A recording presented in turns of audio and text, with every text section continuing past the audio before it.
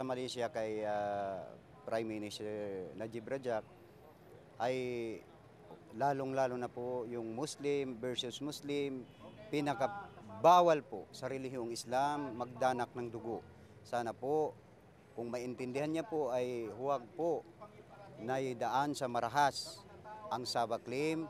Sana po idaan sa magandang usapan, sa tamang pamamaraan. Sa issue ng Sabah upang Kaya United Nations, sana po mamagitan doon sa stand-off sa Sabah. Sir, ano po bang